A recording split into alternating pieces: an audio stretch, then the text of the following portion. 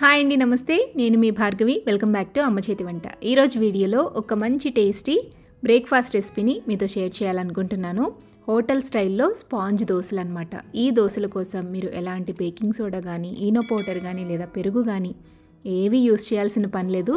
చాలా తక్కువ ఇంగ్రీడియంట్స్తో, మినిమల్ ఇంగ్రీడియంట్స్తోనే టేస్టీగా స్పంజీగా దోశలు తయారు చేసేసుకోవచ్చు.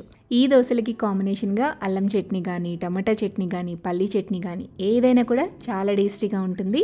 ఈ వీడియో చూసి మీరు కూడా ఇంట్లో తప్పకుండా ట్రై చేయండి. సో మన ఇండియన్ బ్రేక్ఫాస్ట్లో ఒకటైన ఈ స్పాంజ్ దోశని ఎలా తయారు చేసుకోవచ్చు, ప్రిపరేషన్ ఏంటి, ఇంగ్రీడియంట్స్ ఏం వేసుకోవాలో చూసేద్దాం పదండి. ఫస్ట్ అయితే ఈ రెసిపీ తయారు చేసుకోవడానికి ఒక గిన్నె తీసుకోండి.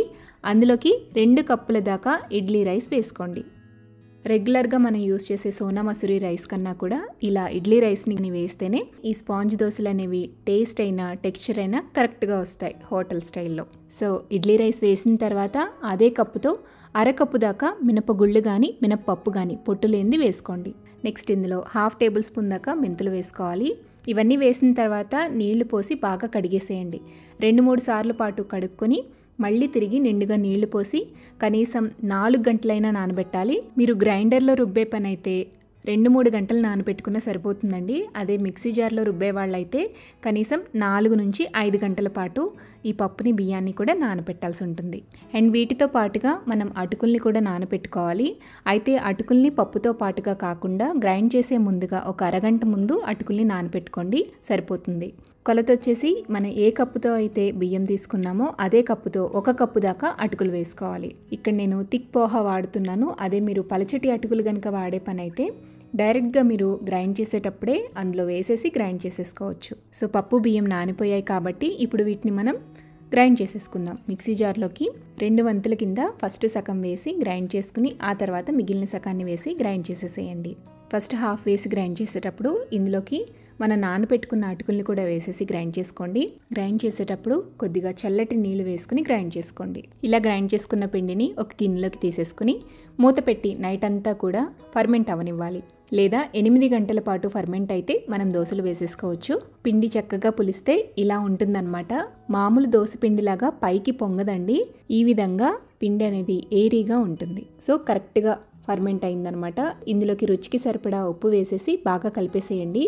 అవసరమైతే కొద్దిగా నీళ్లు కూడా వేసుకుని ఇలా పలుచగా తయారు చేసుకోవాలి. దోశ పిండి కన్నా కూడా కొద్దిగా పలుచగా చేసుకోవాలి. ఈవెన్గా స్ప్రెడ్ అవ్వాలి కదా ప్యాన్కి. సో ఈ కన్సిస్టెన్సీలో కొంచెం వాటర్ వేసి కన్సిస్టెన్సీని అడ్జస్ట్ చేసుకోండి. నెక్స్ట్ స్టవ్ మీద ప్యాన్ పెట్టుకోండి. ప్యాన్ అనేది నాన్ స్టిక్ అయినా పర్వాలేదు, లేదా ఐరన్ తవా అయినా పర్వాలేదు. నాన్ స్టిక్ ప్యాన్ అయితే ఈ దోశలు వేయడానికి ఒక్క చుక్క ఆయిల్ కూడా యూస్ చేయాల్సిన పని ఉండదు. అదే మీరు ఐరన్ తవా యూస్ చేస్తే 2-3 బొట్ల ఆయిల్ అయితే వాడాల్సి ఉంటుంది. ప్యాన్ బాగా హీట్ అయిన తర్వాత మంటని మీడియం ఫ్లేమ్లో పెట్టుకుని 1 గరిటెడు దాకా ఈ దోశ పిండిని వేసుకోండి. పిండి వేసి స్లోగా స్ప్రెడ్ చేయండి. ఈ దోశలు పలుచగా ఉండకూడదు, కొంచెం మందంగానే ఉండాలి. అయినా కూడా మనకి స్పంజీగా సాఫ్ట్గా వస్తాయన్నమాట. దోశని స్ప్రెడ్ చేసిన తర్వాత మంటని మీడియం ఫ్లేమ్లోనే ఉంచి అలా వదిలేసేయండి. దోశ చక్కగా కాలిపోతుంది. అవసరమైతే మూత పెట్టి ఒక 20-30 సెకండ్స్ పాటు ఉంచితే సరిపోతుంది. ఇలా దోశ చక్కగా కాలిన తర్వాత దీన్ని బయటికి తీసేసుకోవచ్చు. కావాలంటే రెండో వైపుకి కూడా ఫ్లిప్ చేసి జస్ట్ 2-3 సెకండ్స్ పాటు ఉంచి ఆ తర్వాత అయినా ఈ దోశని తీసి సర్వ్ చేసేసుకోవటమే. ఇలాగే పిండితో ఎన్ని దోశలు కావాలంటే అన్ని దోశలు తయారు చేసేసుకోవచ్చు. అండ్ పిండిని మీరు ఫ్రిడ్జ్లో స్టోర్ చేసుకున్నా కూడా 2-3 రోజులు ఈ పిండితో దోశలు వేసుకోవచ్చు. అంతే, hotel style set dosa, sponge dosa ready అయిపోయింది కదా.